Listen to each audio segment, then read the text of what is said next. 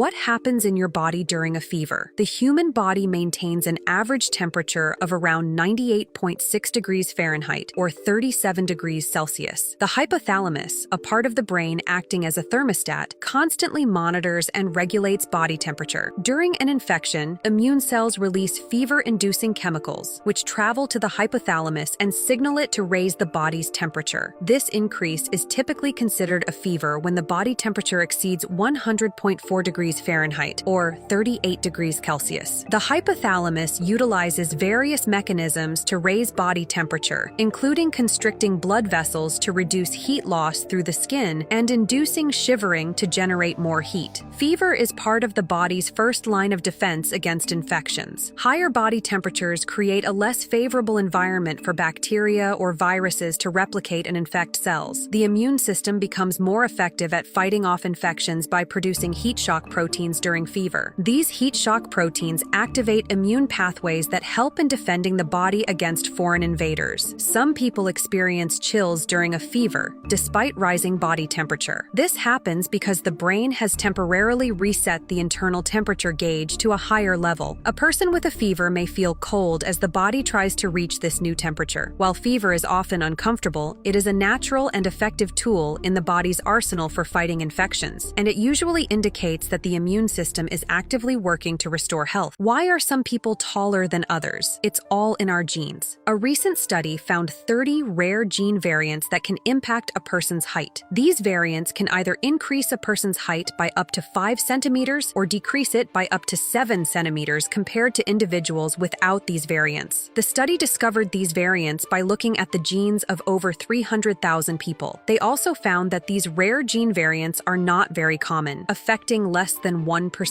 of the population. However, they can have a major impact on a person's height. Our height is mainly determined by our genes. About 80% of our height is influenced by differences in DNA inherited from our parents. However, we don't know exactly which genes are involved or how they affect our height. For example, a change in just one gene can lead to achondroplasia, a rare condition where people are shorter. However, for most people, how tall they are is determined by several genes working together, with each gene having a small impact on their height. Environmental factors like nutrition also play a role. Some people choose to go for a height-increasing surgery, also known as limb lengthening. This medical procedure adds inches to a person's stature. The complex process involves surgically breaking the long bones in the legs and then gradually stretching them apart using specialized external or internal devices. Over time, new bone, nerves, arteries, and skin will slowly grow to fill the gap. Have you ever wondered why finding some people's veins for blood tests is hard? Age can cause skin to thicken and lose elasticity, obscuring veins, while dehydration can flatten them. Higher levels of body fat might put the veins deeper in your skin, making them harder to detect. Certain medical conditions can mask veins and make them less visible. Temperature also affects vein visibility. Cold temperatures can cause veins to constrict and become less visible, while warmth can have the opposite effect. Some individuals may have smaller or deeper veins, making them harder to locate and access. This is especially true for individuals with higher body mass. Veins prone to movement during needle insertion, known as rolling veins, can also pose a challenge. Stress and anxiety can cause vasoconstriction in the skin, making the veins harder to locate. Factors such as dehydration, surgical shock, past injuries, or scarring from frequent blood tests can further complicate this process. Repeated intravenous drug use can damage and collapse veins. In medical settings, ultrasound machines can assist in identifying veins. The standard blood drawing technique involves using a tourniquet to dilate veins in the lower arm, making them accessible. However, if the tourniquet is placed too tight, no blood can flow into the lower arm, resulting in hidden veins. If the tourniquet is too loose, venous blood can leak and cause deflated veins.